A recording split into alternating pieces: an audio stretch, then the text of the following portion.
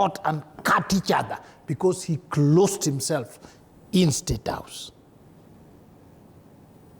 What do you mean he closed himself in State House? He was inside there. People didn't go there.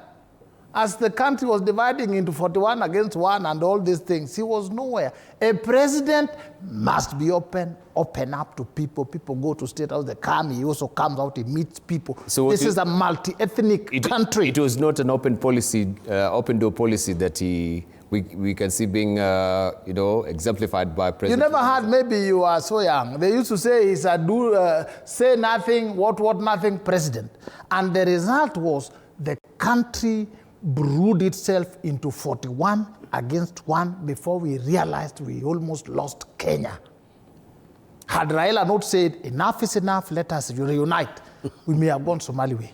So But looking at the economic indices... let me develop this. Even economic indexes, if you want, I will say. But let me say that. So then the Nusumkati government came, where now all Kenyans were there. But it was now an open government. You would see people in State House, they go in, they come out. Now, in State House, they have a budget called hospitality. Even now, you've just aired a meeting of sports people and all these people in State House. And you saw them sitting on table with water, eating, drinking, and taking. So it is just a destructive reporting, alarmist reporting, to put it in a way that annoys people, that they are spending on tea and mandazi, so that people are infuriated. But if you look at the budgeting content, it is about State House, hospitality, hosting, various groups, dignitaries, country. Every country has such budget. But it serves as well to make it look hilarious and to make it look wasteful. Whatever you gain with that, you chui. Okay, let's leave it at that. So yes, that number 3. Yes. Yes, sir. We have reacted about Kibaki, we have reacted about the budget. He talked about looting. And statecraft, the way people would have done it. Prof, the people of Kenya are more clever than you. That is why they elected Moi, they elected Kibaki, they love Raila, they elected Ruto. This kizungu mingi ya intellectuals, they also appreciate it and ignore it. So the government craft involves bigger than textbook approach to leadership that you are advocating. All right, Prof, you got a rejoinder. Margaret Okango is not a politician. She's a controller of budget. She has no reason to exaggerate anything. It should shock any right-thinking Kenyans that the State House can spend 17.2 million in daily. How many people are they feeding on a daily basis to consume that kind of money? I think, but I also like my friend here, he's very hilarious. He says Githeri 41. 41 against 1 was as a result of Pentagon, was the result of Kenyans wanting to insert the tribe into the campaign, and it probably worked for them. I think they were able to enter government. And unfortunately for Kenya, by the way, that you have brought the 41 against the 1, that team is now together. So maybe we need to begin watching what will happen in 2007, because the 41 against 1 team is the one now running the state. You couldn't tell me that the Kibaki policy was to isolate the Giguyus. He happened to be a Giguyu himself. So that argument is inaccurate. Now, what you notice with this expenditure on the State House is the brilliance of William Ruto. William Ruto is a quintessential hustler.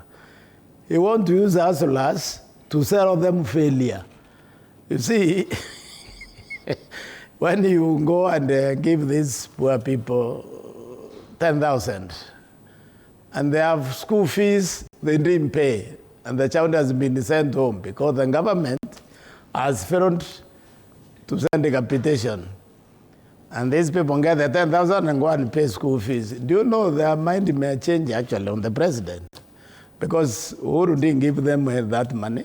Kibaki didn't give them the money like he's saying, Because Kibaki was doing bigger things like making everybody educated, making everybody employed by promoting consumption and production. So it is easy, like he says the Kenyans are more clever. I agree. Because you give them 10,000, they go and pay fees, you meet them on the road, and I can be, my friend, Uru never give me 10,000. Ruto hasn't given me 10,000. Kibaki didn't give me 10,000, he has given me. Or you have a sick person, SHA has failed to work. I'm just explaining how you can settle failure. If you're intelligent enough and you have the money. SHA is not working, that's the fault of government, that's the failure of government. But you are 10,000, you got in State House, you can go and remove somebody from hospital who is grounded there. And it's very easy now to move around and say, the 10,000 I got from the president, I'm being able to remove my loved one from the hospital. So when you see a government bringing people to Nairobi for handout, you should get very worried. Because that's not how government is supposed to work. Government is supposed to have policies that change your life.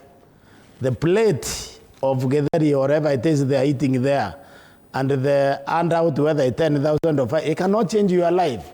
So the government should never engage in any project that does not fundamentally change your life. Government exists to change you.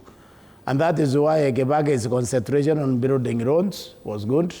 His concentration on free education was excellent. In fact, that is why today the government seems to be having a problem with the young people, because this is the most educated generation in the history of Kenya. This was the Kibaki free education generation.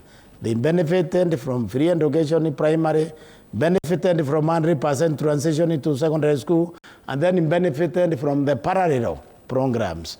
What that means is this stock of educated people, they have a problem because they can understand what's happening there is not accountability.